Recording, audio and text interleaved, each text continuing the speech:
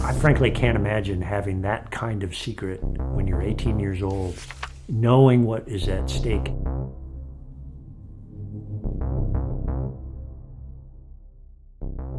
Well, Jean was very quiet. She didn't mention anything like this because you'd vanish if you spoke out. Everybody was so anxious to help the country because the things did not look at all good.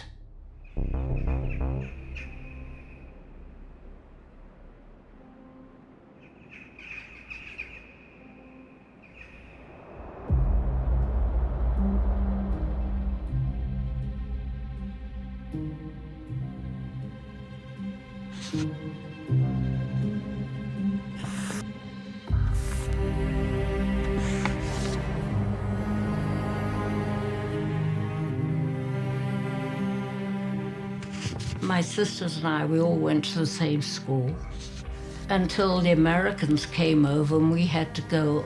They took our school and they lived there. So we evacuated to the boys' school out in the country.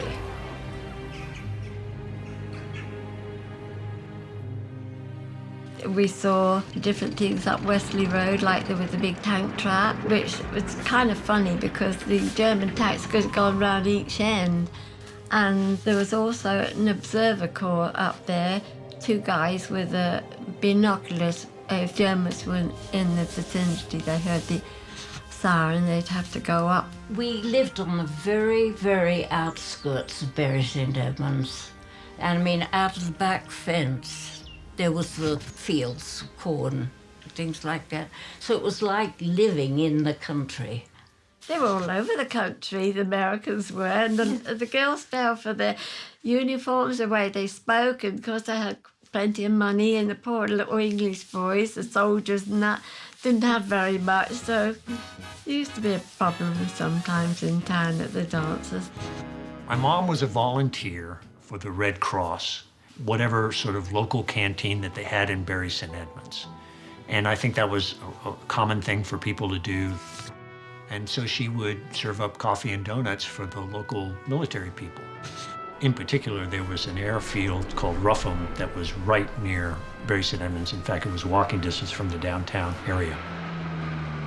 John and some friends left the base and they went to this place. And when he saw Jean, he said to the guy, "That's the girl I'd like to marry."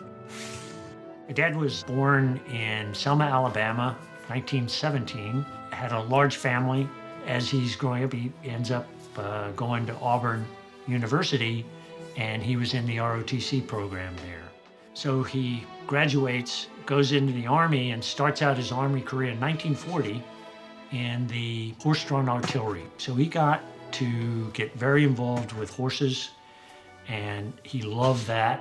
The Army knew that horse-drawn artillery was not going to be really important in World War II, and they were starting to fill other communities with people to get ready to fight. In the end, he went into the Army Air Corps for the rest of the war and then transitioned to the Air Force when they established that as a separate Air Force. My father ends up as a bombardier navigator, and the aircraft that he was put into is B-17s. And so they get to the European theater, and he's there early, to where the key thing is that they're still learning to fight with these bombers, and they didn't have air fighter coverage, which is really important. The fighters could escort them to protect them for just a little while, but they didn't have the range to go all the way to the targets. And of course, the Germans knew that, and they would attack them when the fighter cover went away. And they just got slaughtered. Even though they were incredibly dangerous, he kept on flying those missions when he didn't have to, because he didn't think he could be a good planner, which was his role now, without understanding what's changing. Because the operating environment was changing fast. The theories at the beginning of the war that the B-17 could go in by itself and protect itself, fatally flawed for a lot of people. And so you had to figure out, how do you survive this? Jean used to get so scared, she told me, when he went on these raids, because she never knew if he'd ever come back again. The airfield where my father worked was going to throw a party. This is actually a description from my mom, that whoever my mom was working for at the Red Cross said that the ladies that are volunteering there could go to this party. And my mom was quite excited because they didn't have parties very often. Mummy, who was an awful flirt, she had to chaperone them. And that was just her excuse to go out and dance with the older Americans. As my mom was coming into wherever the party was being held, my father was just, I believe, waiting for her to show up, and he went right for the door and introduced himself. And my mom was quite taken by, this aggressive Yank, and that's how they first met. And we have some pictures that night of them when they first met, which I think is kind of unusual for a couple. After my parents met at that party, I'm assuming that somehow they started dating. But she was almost certainly at that time at the Cambridge School of Arts studying art. She wanted to be an artist. That was a passion for her entire life. She talks about a lot of things, about how interesting it was, how difficult it was. But one of the things she liked to describe was the very, very first day of school, where whoever the teacher was, the professor was they took a piece of paper, crumpled it up into a little ball, put it on the table and said, draw it. And she always thought that was just wonderful because it sounds simple, but it's very, very difficult to get the angles, get the shades. It made quite an impression on her because she kept talking about it all of her life. Bury was a garrison town, and so we had the barracks there, and we had all these places for the troops where they lived. One day there was quite an experience. I was looking after my horses in the stable, and the siren went, and we had to run home to go in the cellar. And as I was running down the driveway, Jean, she was cycling past. She didn't see me, and I was running to go up the road. She got halfway up Wesley Road, and this German plane came along, and he was so low flying, really low. She just said that he looked down at her and they eyeballed each other. That was her very words. The women in the house were yelling at her to go indoors, and she wouldn't. I got pressed in the head when he went over, and I just saw the outline of it, and the cross on the side of the plane. It was a Dornier, and he went over the barrack square. Thank goodness there was no troops on there. He was looking over the area and obviously photographing, because I have an actual picture that one of the Ruffentau volunteers gave me, and it said the Luftwaffe, 31st of August 1940. When 18 approached, the school offered her a deferment and said you can stay at the school, and my mom flat out turned it down because she wanted to serve her country, which, country's facing this awful threat, and even though she loved art, she was going to go serve her country. So then she goes and signs up, ends up in the Wrens, and how long that process was to where she went through the basics.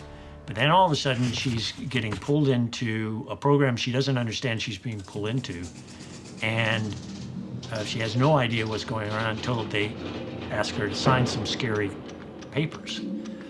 And then she learns to find out that she is now going into what is called the Ultra program, and it was about the German Enigma code-breaking business.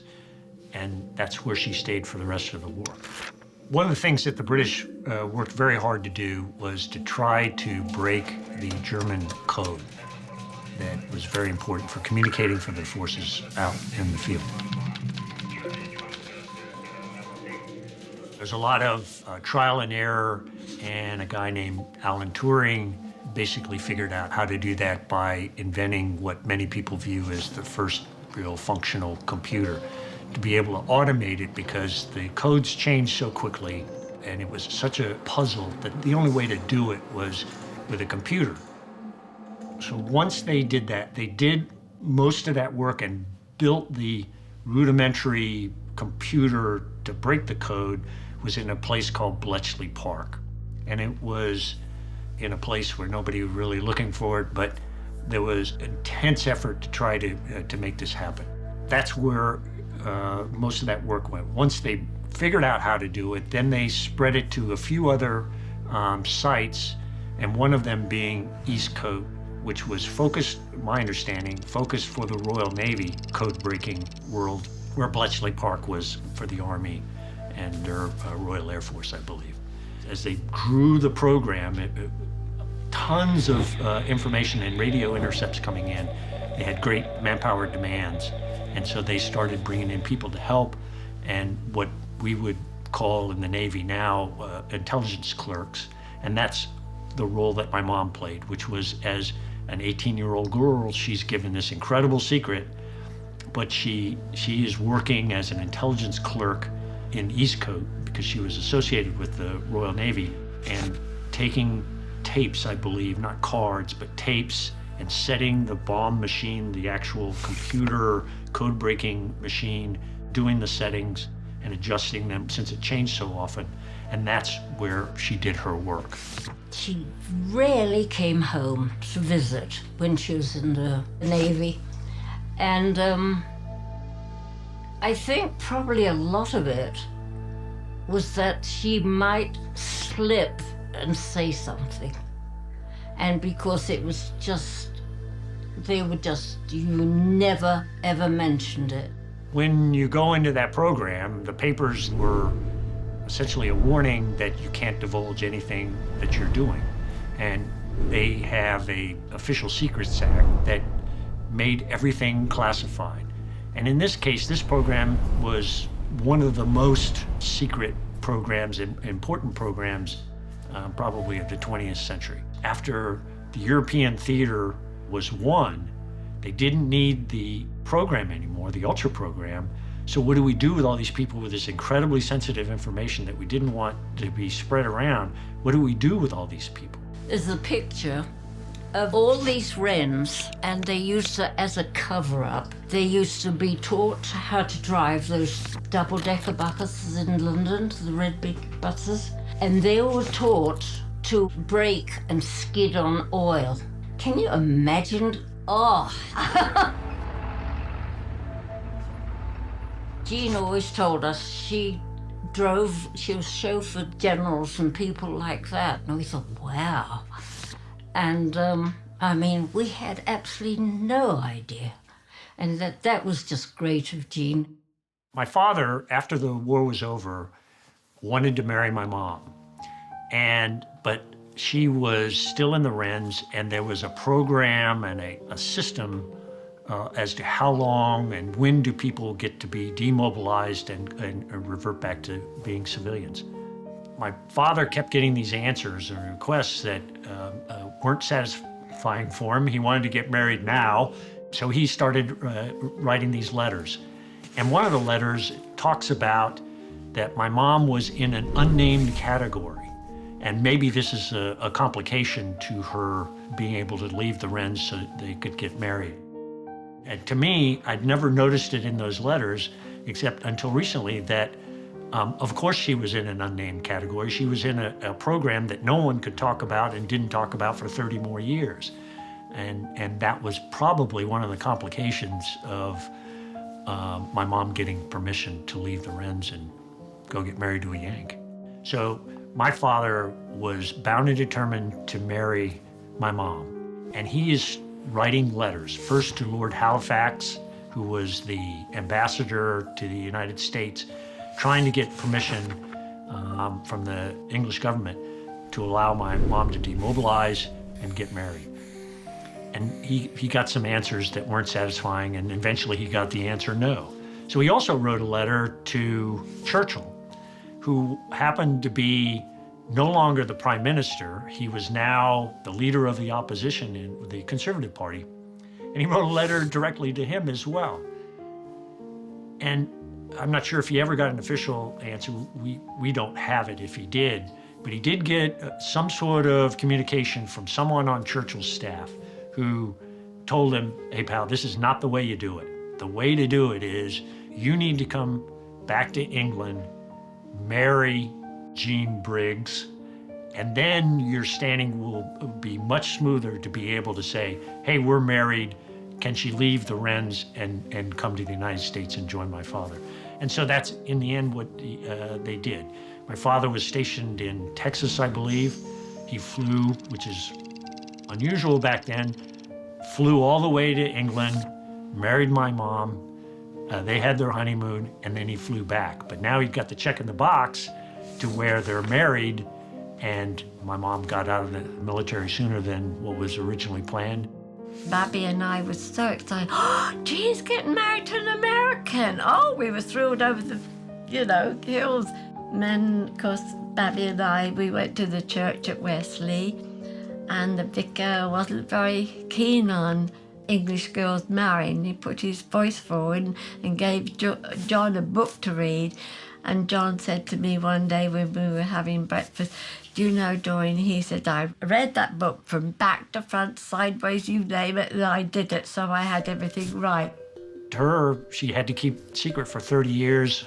That went to into the 70s. They're warned and trained not to talk about it, and to her mind, forever.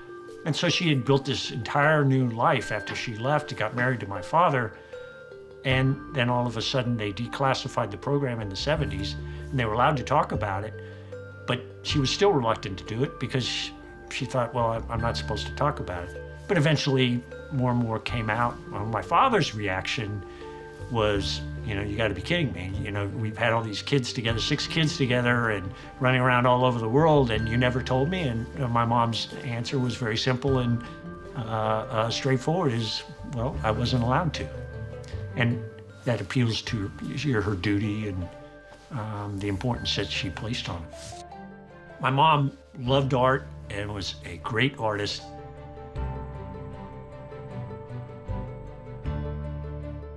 Once the hostilities were over, she immediately went back and started studying art again. We have some school stuff of painting classes that she started right back up in the fall of 1945 to get back into the artistic world. Mom, of course, was British. She served in the British military. She left art school. She marries a Yank, and she has 6 Yank kids. She spends most of her life in America, but she was always British. The thought that she would give up her British citizenship it's just not who she was. I mean, she loved her American husband, she loved her American kids, and she loved America. But she was British, and she was not going to give up that citizenship. And it didn't matter what my dad said.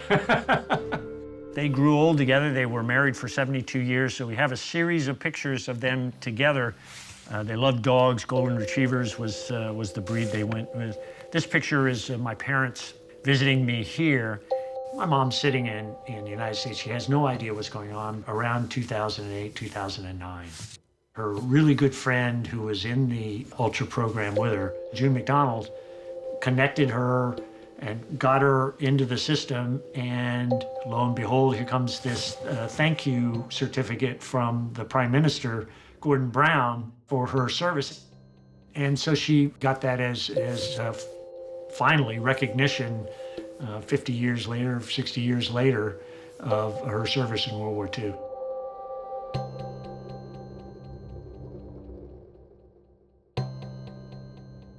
I had no indication whatsoever that that's what she was doing. And her husband assumed that she was just making tea for the blokes. Doesn't that sound like a man?